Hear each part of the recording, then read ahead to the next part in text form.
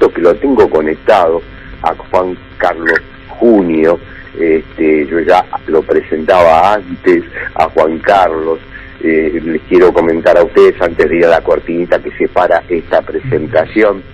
que es un viejísimo experimentado militante. No lo digo por lo viejo en lo despectivo, lo digo en el expertise, en la experiencia, en el caminar, en el haber estado en todas las noches muy oscuras y en todos los amaneceres brillantes, y haber sido parte de esa complejísima construcción a la que hablábamos recién, de lo colectivo, de enhebrar los sentimientos, de enhebrar entre las diferencias, de ir pudiendo generar esa trama tan necesaria, donde se crucen las culturas, las identidades, las ideologías en función del contrafrente, donde está el adversario principal. Y Juan Carlos, en esto, no es casualidad que esté al frente como director del Centro Cultural de la Cooperación, que yo antes les decía, Florian Gorini fue el gran navegador de ese sueño, el gran arquitecto, el gran constructor, que hasta los últimos días de su vida le puso todo ese sueño, porque sin los sueños, sin la lucha por los sueños, tampoco se puede llevar adelante la conquista de las ideas. Juan Carlos Junio es secretario general del Partido Solidario. Vamos a hablar con él de la cultura, vamos a hablar con él del rehacer en este tema, de ir cruzando puentes, de ir encontrando esa gran muralla del campo nacional y popular para que el golpe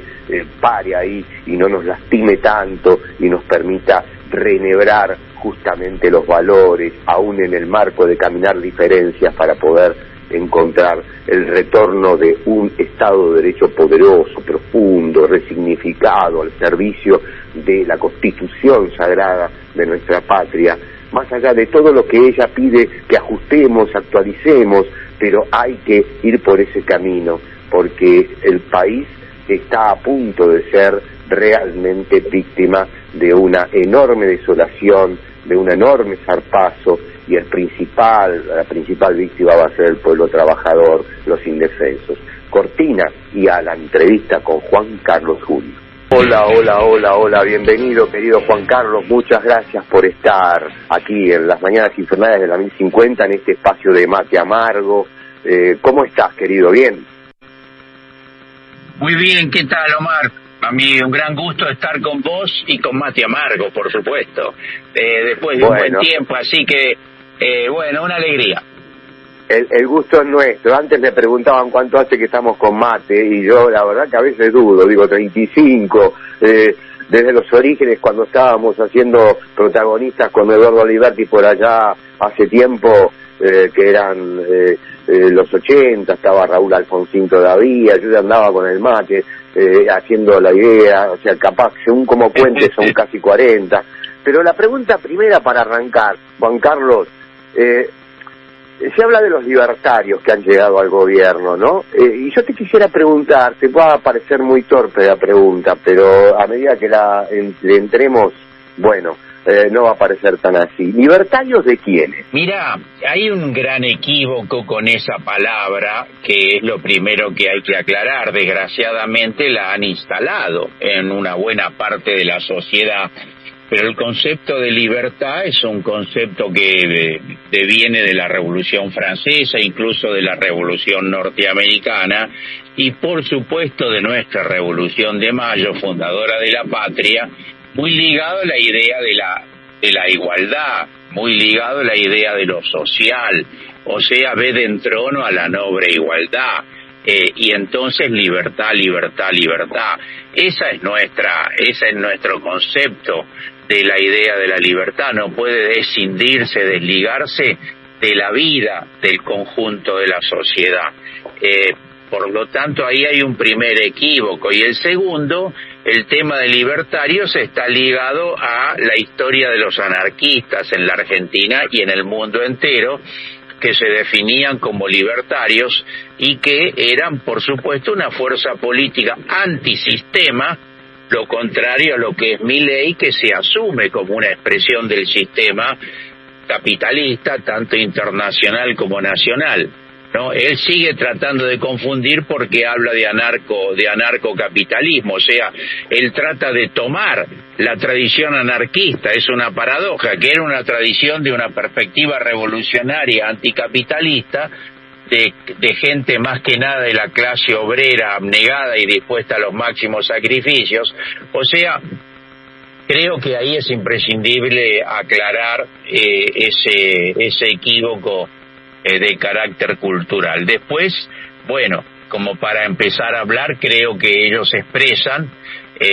la ideología más extrema, ultraliberal y ortodoxa, que deviene de la escuela austríaca, que en la Argentina tuvo su momento con Álvaro Alzogaray, que los más veteranos y memoriosos recordarán, era eso, una expresión de la derecha, ultraderecha en el plano económico, y que ahora, bueno, lograron redefinirse en el mundo entero, y acá tenemos esta expresión que no es otra cosa. Si decimos de derecha, de ultraderecha y neoliberal, estamos hablando del proyecto de los núcleos dominantes de la economía, de la política y de la cultura, ¿no? Creo que eso expresa este hombre que no tiene nada que ver con la libertad, ¿no?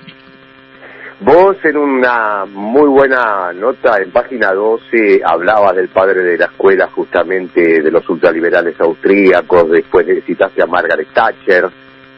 que es la línea de seguimiento que viene anunciando Javier Milei, también a José Alfredo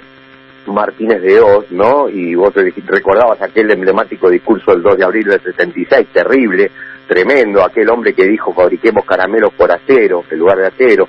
Después viene Carlos Menem, decís vos, y Domingo Felipe Cavallo, ¿no? Ahora, ¿cuánto se rearmó, cuánto se resignificó, cuánto se actualizó esa línea de la ultraderecha al servicio de la desnacionalización del Estado y del pueblo argentino con la llegada de Milei?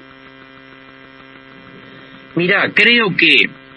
la esencia de aquel pensamiento, ¿no?, de los austríacos, de Margaret Thatcher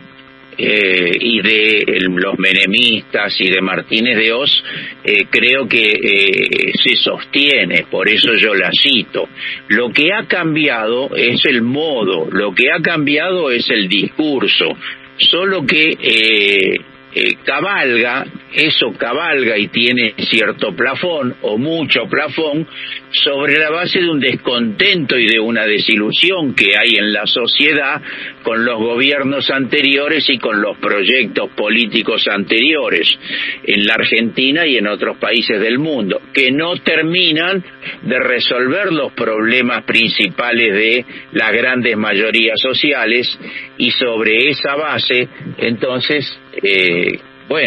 sobre esa desilusión, sobre ese escepticismo, yo diría sobre ese vacío ideológico que se genera, entonces cabalga ese discurso con un modismo como el que practica Milei, que también tiene que ver con una idea rupturista, ¿no es así? O sea, que más allá de que a muchos de nosotros nos resulta grotesco, violento, agresivo, descalificante, y efectivamente es así, ellos se presentan, él y los otros como él en todas partes, como alguien que está fuera del sistema, un sistema que ha defraudado a la gran mayoría de la sociedad, entre ellos, por ejemplo, a la juventud, y entonces desde afuera interpelan y convocan a algo que va a salir al encuentro de sus necesidades y de sus frustraciones. Y incluso en las formas, esas formas rupturistas son funcionales a esa idea. Bueno, te escuchamos completo hasta que se cortó, pero yo te quería justamente en ese instante repreguntar, ¿cómo ves uno de los epicentros donde se va a dar la gran pulseada política sobre la necesidad que plantea el presidente electo con este paquete que va a presentar el día 11 de diciembre al Parlamento, que tiene que ver con una línea central, neurálgica, que son la apropiación de las empresas del Estado para ponerlas en manos privadas, ¿no? ¿Cómo imaginás vos que será el trabajo de entramado político, no solo de Unión por la Patria, sino de otros bloques? Porque ahí no la tiene muy a favor el gobierno, la relación de fuerzas. No, efectivamente no la tiene, e inclusive en el propio bloque, que podríamos decir genéricamente de la derecha, de Juntos por el Cambio, integrado por radicales y por la gente del PRO, ahí hay una situación de gran conflictividad y de desunión. Yo creo que va a comenzar ahí a definirse una cuestión contradictoria de esta coyuntura, que es la siguiente. Efectivamente, Milei, en el marco de nuestro sistema democrático, que tiene como un componente esencial el sufragio, el voto, tiene legitimidad, ganó legítimamente la elección, y eso entonces le da un derecho, pero, un derecho que deviene de sus 13 millones de votos. Ahora, la otra fuerza, que sacó 11 millones y medio de votos, también tiene sus derechos a hacer oposición, porque para eso también lo votaron 11 millones y medio de ciudadanos y ciudadanas. Y mucho más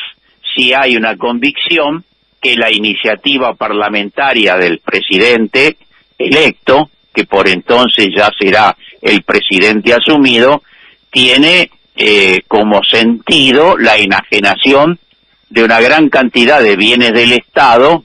pero muy valiosos, que, se incorporaron a lo largo no solo de los últimos años, sino de un siglo, y vienen también a conculcar derechos sociales, laborales, culturales, de todo tipo. Por lo tanto, creo que la oposición tiene, yo diría, la obligación de oponerse a esas iniciativas, porque es legítimo, así como él tiene el derecho a presentar todo eso porque fue votado por el pueblo. Por lo tanto, ahí se va a generar, intuyo yo, una situación de contradicción y de confrontación política, y veremos también la opinión pública cómo se va manifestando en ese sentido, porque también agrego, Omar, que en los 13 millones de votos de Milei, un voto protesta, un voto crítico hacia lo instituido, no todos están de acuerdo con que se privatice YPF, el agua, y que se deroguen las leyes laborales y las conquistas laborales. Por lo tanto, por eso creo que se inicia una cuestión de nueva disputa por la opinión pública, ¿no? Juan Carlos, ¿cómo estás reflexionando, cómo se está analizando en términos de la producción política cultural,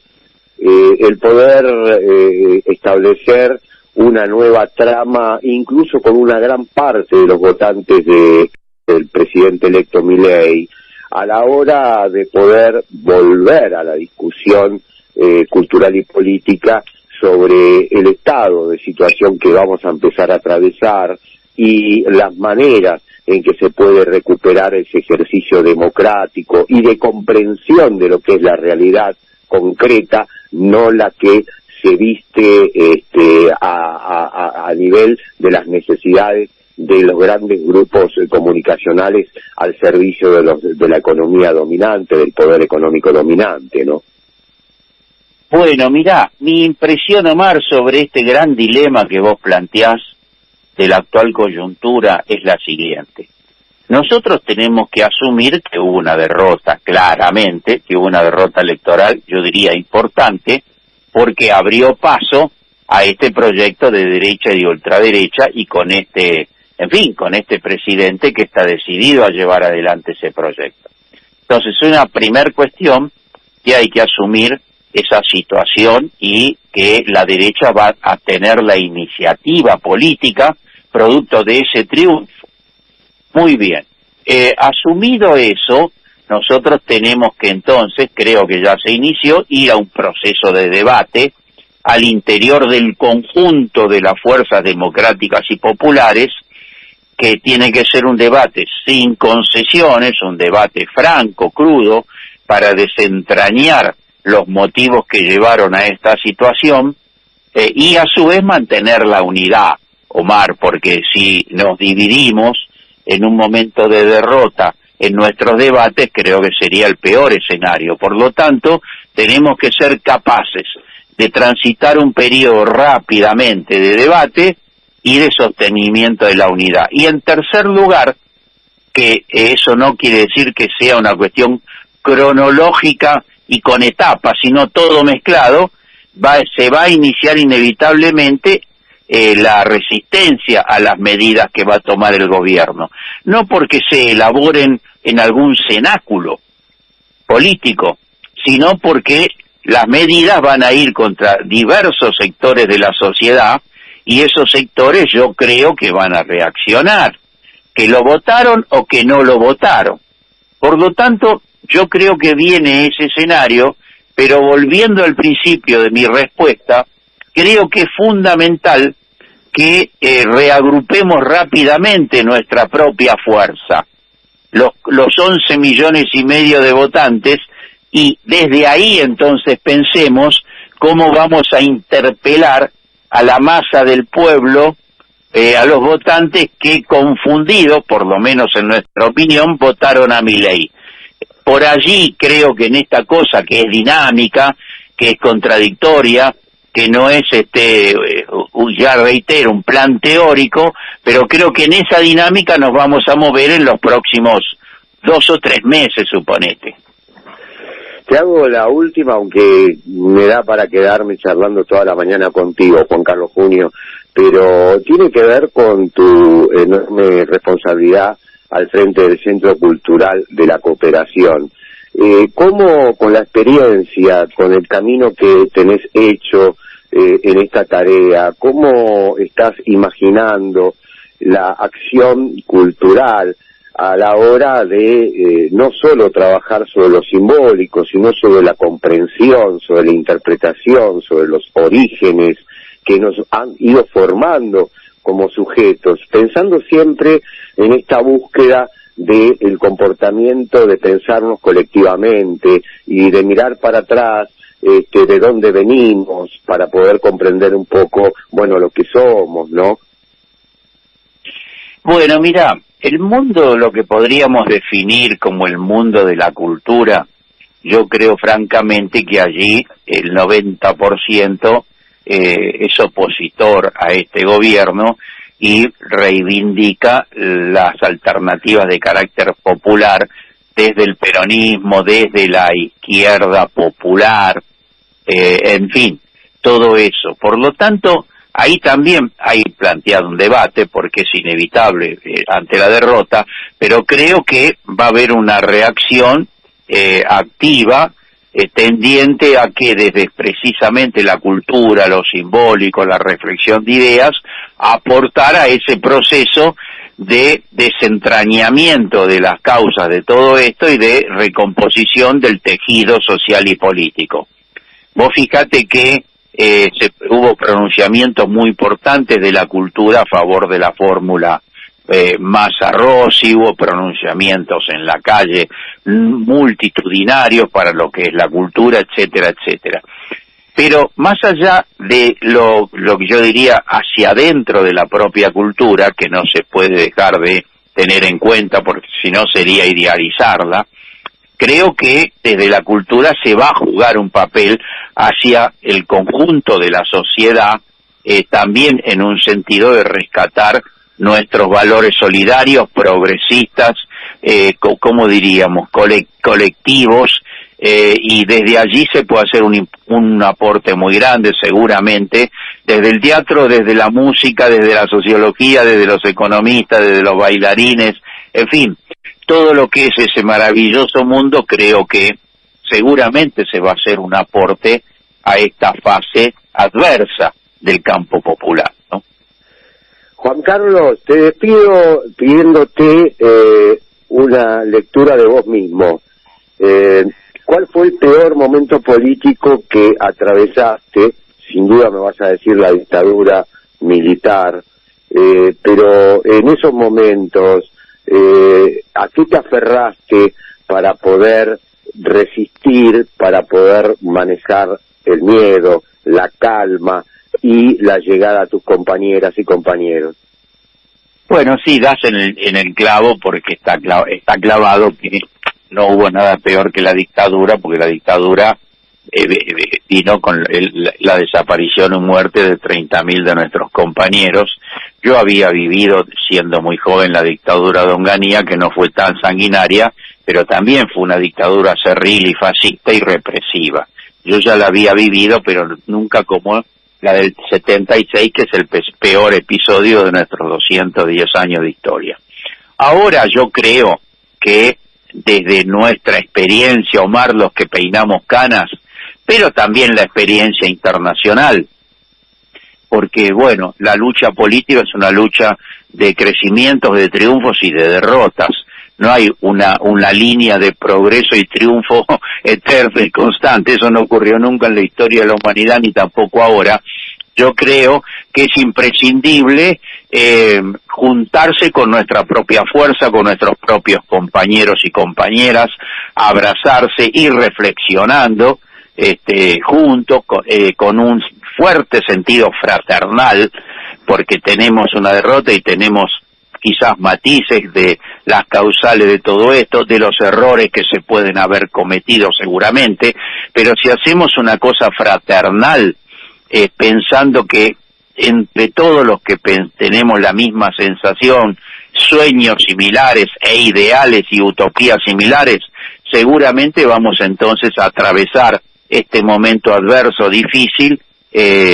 fortaleciéndonos incluso de la propia derrota. Así que bueno, creo que de eso se trata, de juntarse, de abrazarse con un sentido fraternal y desde ahí entonces, bueno, ir elaborando ideas.